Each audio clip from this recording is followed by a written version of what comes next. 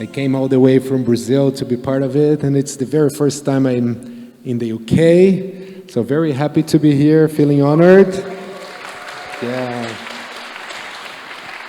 And so my talk is named Can Scholars Talk to the Spirits?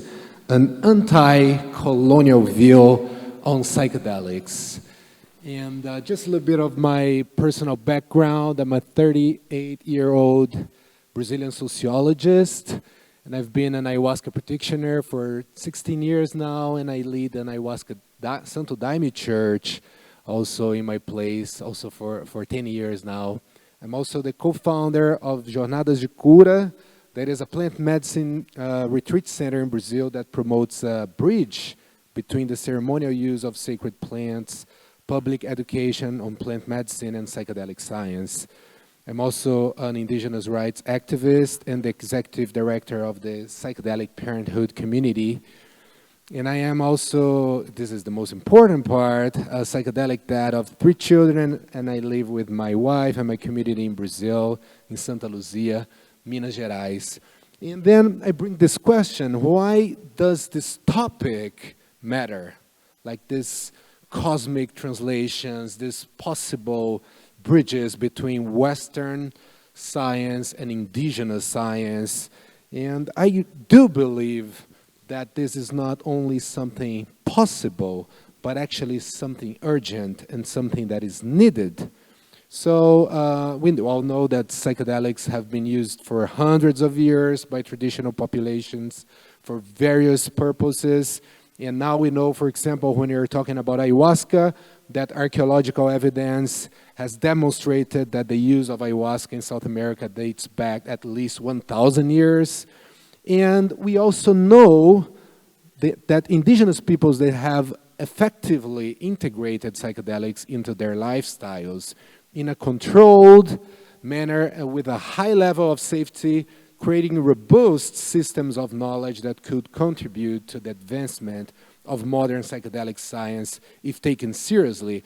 And this is a conversation I had recently with Ailton Krenak and also Birasini Shuaka, the chief of the Yawanawa people, because people are concerned that they want to support indigenous peoples and they want to give back and they want to also create reciprocity. But then Ailton Krenak and Birassi, they are coming with this thought that indigenous peoples, they actually survived the end of the world many times.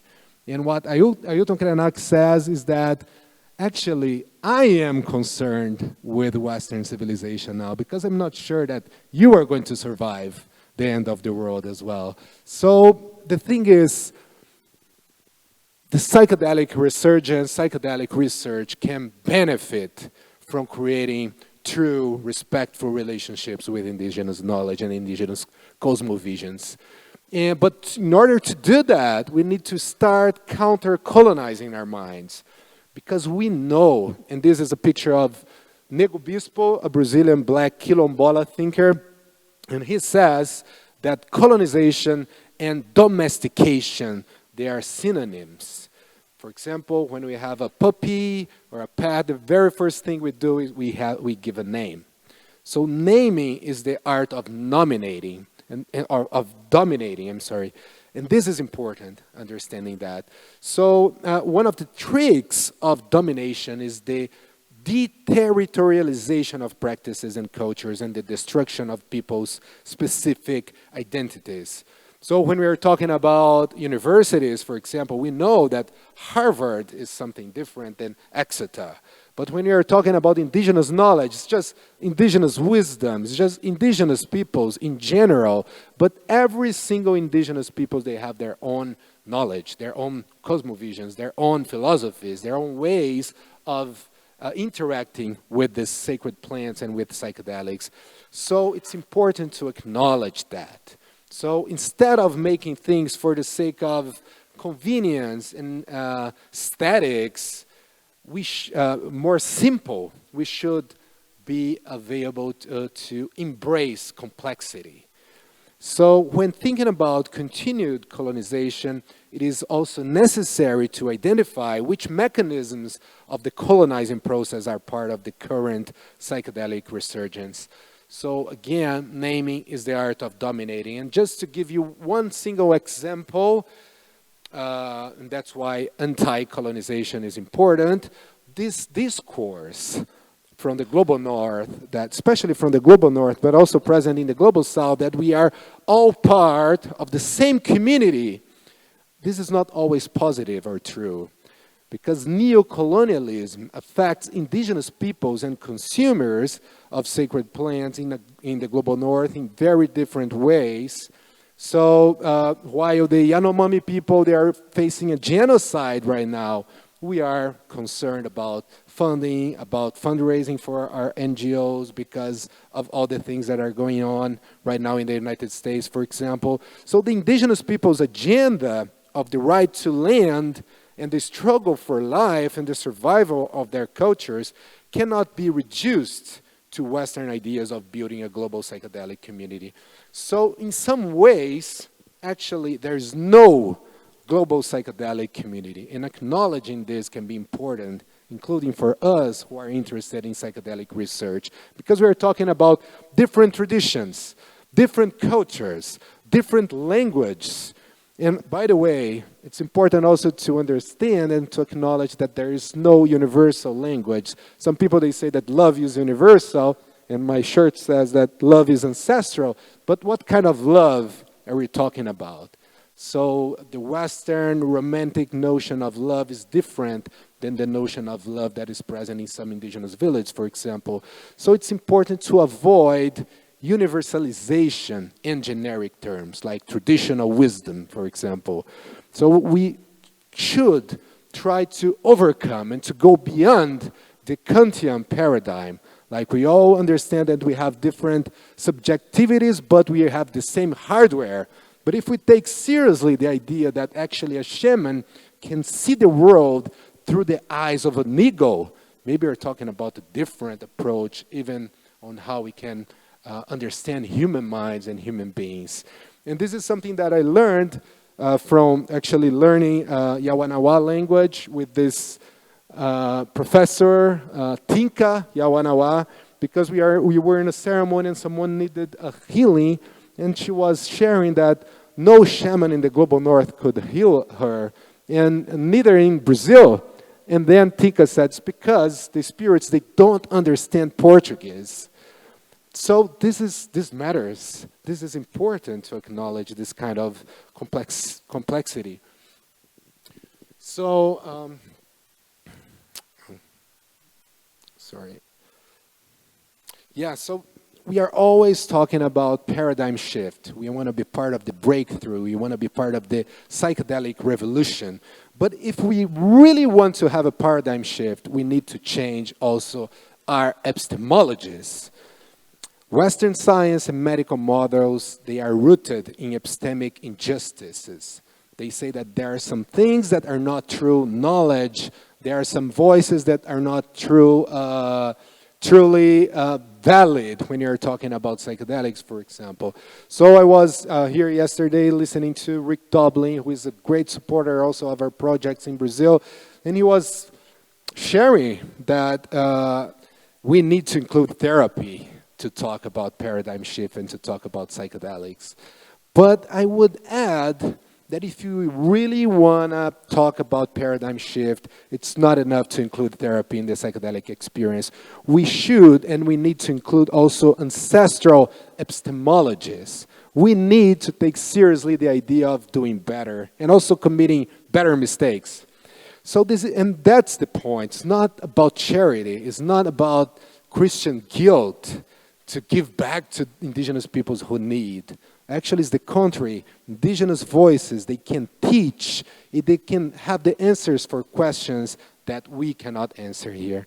So this is not a matter, just a matter of social and historical justice, although that is important as well, of course. It is a matter of public health and truly making a difference in the field of mental health.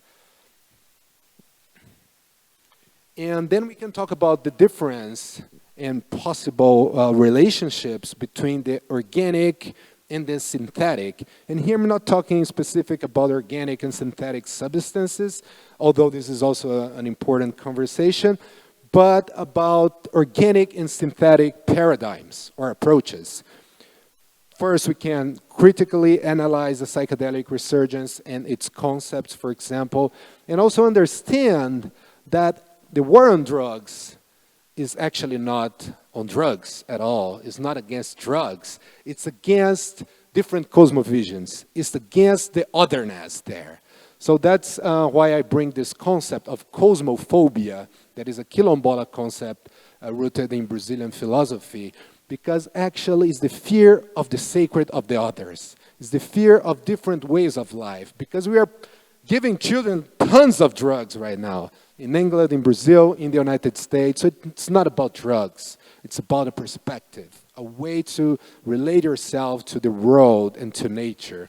So there are differences between mind-centered approaches and approaches centered on communication between different agents, for example, plants, humans, and we could also understand, learning from the indigenous peoples, that psychedelics, they're more than just molecules. And then we can bring the notion of cosmopolitics.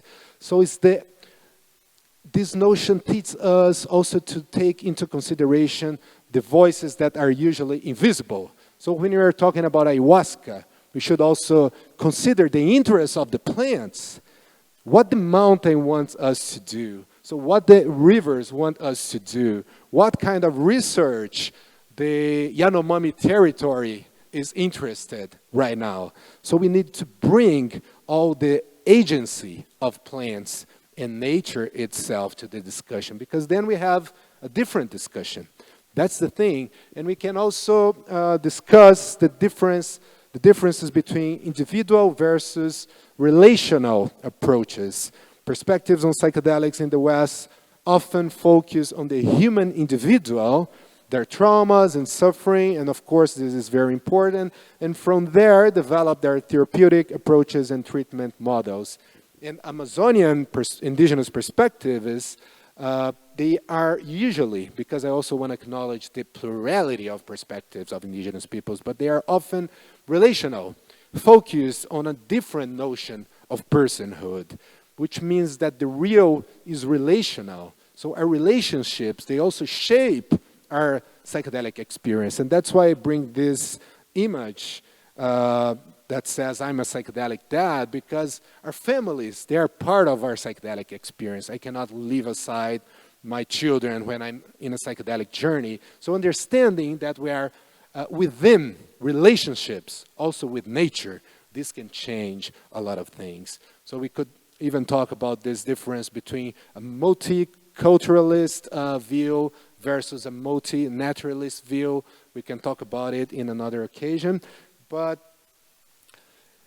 it's something that brings also another invitation for us to define the very notion of psychedelic healing. We are always talking about healing, but healing is plural. There are different understandings about suffering, about trauma, about sickness, about health, and we can also acknowledge the visible role of the invisible. For example, systems of beliefs. So what do you believe matters when you're going to take psychedelics. So systems of beliefs, philosophies, or we could say ideologies, because the psychedelic renaissance also has its own. This is important to be considered. And also the diversity of approach regarding preparation, facilitation, integration. They are not just a universal gold standard approach, but actually a whole universe of possibilities. And then with that, I would say that we could consider that psychedelics, they are more than psychedelics, because we all know that psychedelic is a word of Greek etymological origin that is usually understood as mind manifesting, could be also soul manifesting, but we are attached to this idea of mind manifesting.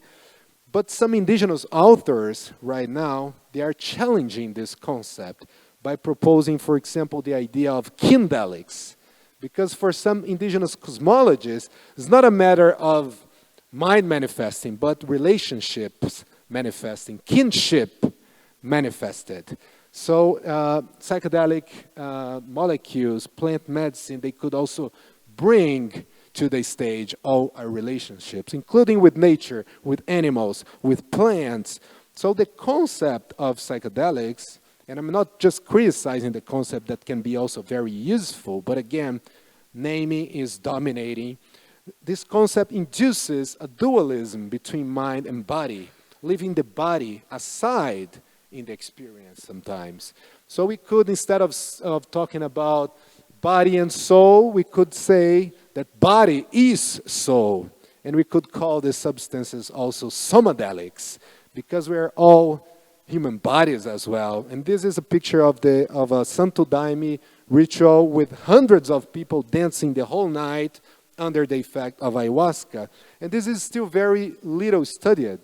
So the combination of bodily stimuli, technical precision, rhythmic and hypnotic repetitiveness, synchronization between sound and movement, this can be very interesting also from a research perspective. Collective trance, all this Dionysian experience that psychedelics can open to human beings. So movement among places in the body, in society, and also in the cosmos. Ailton Krenak defines life as a cosmic dance, for example. And then the other thing that we could do in order to understand better the nuances and do a better job would be bringing some criticism to some notions, for example, the myth of universal shamanism. So even the Harvard Divinity School now is working with this idea of shamanism, but the notion of shamanism, which has become prevalent and popularized among Western practitioners, the New Age movement and so on, has ancient origins and is closely associated with traditional healing practices and transformative perspective taking, involving elements of risk, mystical trance, and so on. So when we place entire indigenous traditions and Western practitioners who have completed a course on ceremonies in the same category, we run the risk of trivializing and diluting the concept of shamanism. So this is why many shamans from the Global South, they reject now the term shaman, opting instead for local terms such as pajé, magé, or taitas. And the other thing that's very obvious maybe, but very important, is that setting plays a role bigger than we expect usually. So we know that individual and collective settings are different, and we've been discussing this here at Breaking Convention. And we know that consuming sacred plants in indigenous villages is something different than doing it in big cities. We also know, but we don't talk about it, that culture and economic differences are decisive for the experience. One thing is like opening the container to heal people who are fighting to get like meaning in life. The other thing is to sit in ceremony with people who have no money to pay the bills at the end of the month. So because we're talking about individual versus group therapy, but when discussing group therapy, it is also too important to recognize that there are various types of groups. So many different ways of also creating a group session. And integration also is a deeper topic than it might seem. So first of all, how do we define integration? And then the question is, like, are there different types of integration for different audiences, different contexts? Like being part of a group that has the same social markers that you have, is this important? Does it matter? And what role can dietas, can rituals, can ceremonial tools and training play also in integration? I think this is also an interesting topic. And the other thing is that we see many people, organizations, events in the Global North concerned about bringing indigenous voices to the field, but it's also important to be careful not to join the decolonial fad. Because the very idea of decolonization is present already in the speech of people who consume sacred plants and psychedelics. But what does decolonization mean? This is an important question. What are people doing in practice to promote decolonization beyond mere words, beyond tokenization, beyond just inviting some indigenous representatives to talk or to be present in an event, for example, and how indigenous peoples and their cultures participate in the psychedelic renaissance? One thing is to be invited. The other thing is to be one of the leaders, is to co-create. And that's why I always wonder, like, what would the psychedelic renaissance be like if we promoted a real co-production of knowledge? So indigenous peoples also participating in the board of directors, being also real advisors, also co-creating the knowledge that people produce in the psychedelic field. Research, for example, just a very, very short comment on a research that was being carried in Brazil, and then the lead psychiatrist came to the indigenous peoples, came to the people there and said, like, I can't do this. I can't bring ayahuasca to the clinic because I was not trained to do that. Yes, but the shamans, they were. Like the pajés, they were. So how about inviting them to have a voice, like a real voice in producing this knowledge? And then this question that I'm not going to go deep right now because of the time, but where are the children? Where are mothers? Where are caregivers in the discussion about psychedelics? Because we know, and here we have Aeva, hey Aeva, and Emily also doing a great work bringing children and families to the stage. But in indigenous context, children are usually an integral part of the community and often accompany their mothers to events and meetings. When you go, for example, to the Ayahuasca Indigenous Conference, you see mothers breastfeeding their children, and this is completely normal and actually bring also a lot of joy and integration to the event. So we can also talk about sacred plants, childbirth, and pregnancy and psychedelics. And people say, this is very new. We don't have research. It's not new, amigos. This is very old. And we have a lot of social science behind it already. We have a lot of important anecdotal stories. We just need to take it seriously and to do a better work in order to find good evidence and data that can help us in our research. And if you want to be inclusive, we need to talk also about psychedelic parenthood.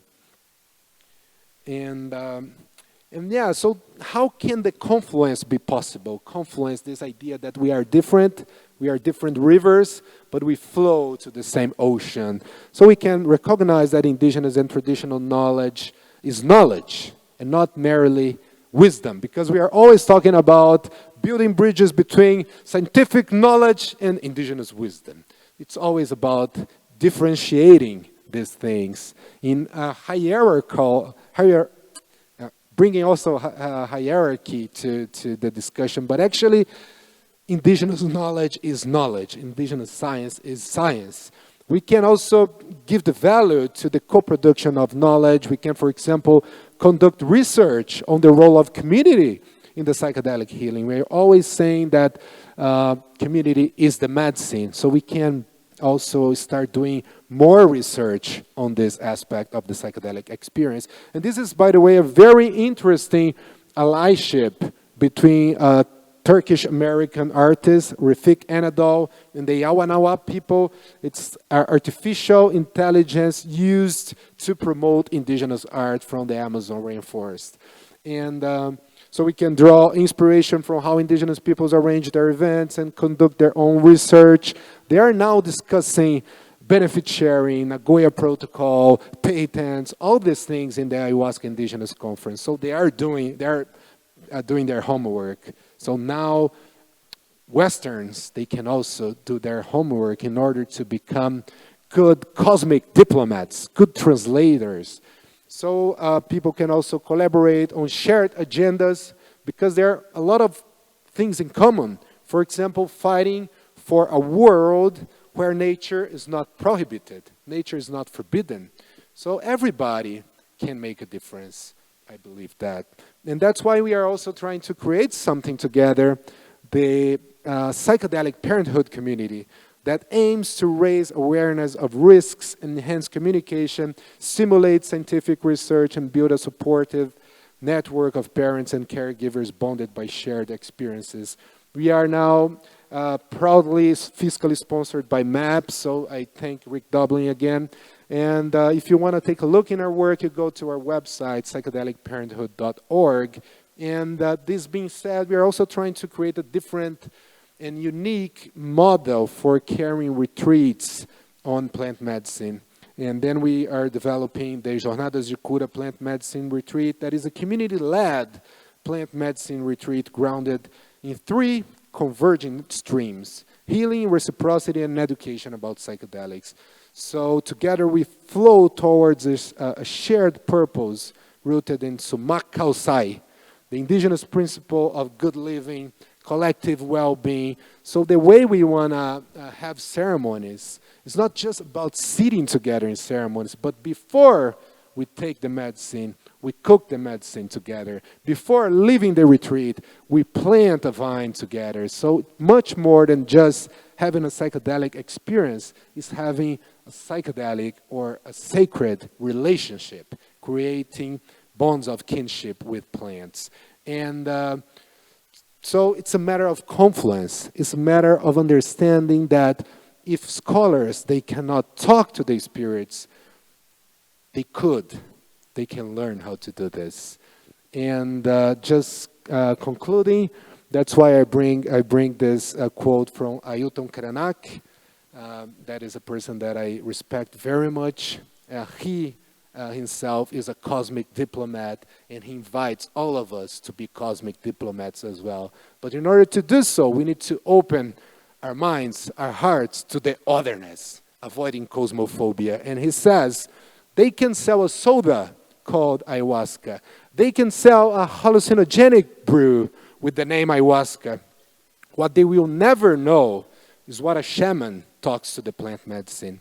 And without knowing it, the only thing that we will sell is a ticket to nowhere. Thank you very much, amigos.